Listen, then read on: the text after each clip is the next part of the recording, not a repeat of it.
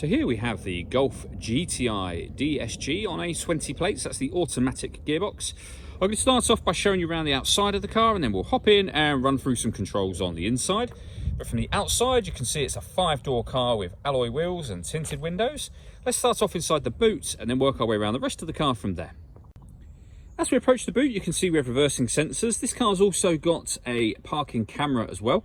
Plenty of boot space, along with that 60/40 split folding rear seat, should you wish to increase this space even further. And underneath this tray section, a space saver spare wheel. Okay, so we're just going to work our way back around to the front of the car, and then we'll hop in and run through some controls on the inside. But now that we've done a full circle of it, you can see it's in excellent condition the whole way round. Just briefly before we climb in, I think it's well worth seeing the interior from this exterior point of view. There's plenty to run through on the dashboard, so let's hop in and we'll do that right now. Okay, now that we're inside the car, we're going to start with the dials. On the left-hand side, we have the rev counter, and on the right-hand side, the speedometer. Also on the right-hand side, there's a digital readout for the speedometer in that central section. And on the left-hand side, you'll see what gear this car is currently in within that central section. Their total miles for the car are on display at the bottom in the center. They are 1,959.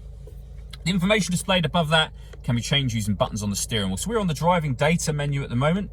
You can have any of these pieces of information displayed permanently on that screen section should you wish to, but there are other menus available as well. So assist systems, navigation, audio, your telephone, vehicle status, lap timer, and then back round to where we started again. And the buttons that I was using to make those changes are just here. We've also got voice activation for your phone and stereo controls over that side. These stereo controls continue on the left along with cruise control. This car not only has cruise control, but if you press that button just there, it's able to maintain its own safe distance between itself and the car in front automatically. We've done a video showing how that works. You can find that on our website and YouTube channel. Just behind the steering wheel, we have this minus pedal and the plus one on the other side. That is so that you can change gear manually with this automatic gearbox should you wish to. Over in the center, we have got the main stereo screens. This is all touchscreen. It's also where you pair up your phone. When it comes to the radio, this car has got DAB, FM and AM radio. If you listen to your own music, you can do. You have plenty of choices in terms of your own music as well, and they include Bluetooth audio. So once you pair your phone, not only can you make and receive phone calls, you'll also be able to listen to your music as well. If I pop the car into reverse, you'll see the full color reversing camera with guidelines that show you what direction the car is headed in relation to the image being shown on the screen. This car's also got satellite navigation. There's a full video showing how that works on our website and on our YouTube channel. Working our way down, we have dual zone climate control. So you can adjust the passenger temperature, the driver temperature. You can increase and decrease the fan speed and determine where you'd like the air to be distributed. When you're happy with all of those settings, that button turns the air conditioning on and off again, or hit auto.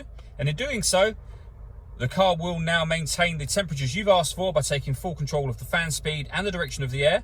To override it, just readjust the fans and put it back on whatever setting you want it on there.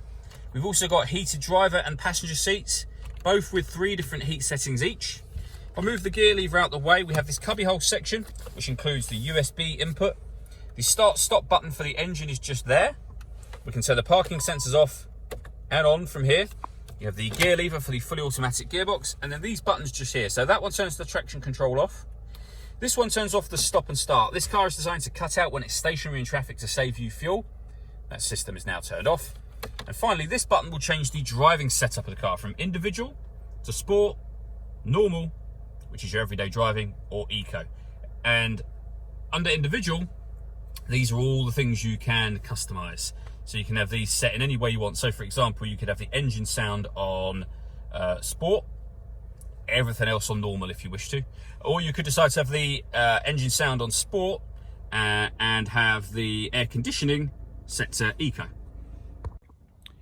All that leaves me to say is thank you for taking the time to watch this video. If you'd like to come and see the car for yourself and have a test drive, please feel free to call any of our MJA sites. We'd love to hear from you soon.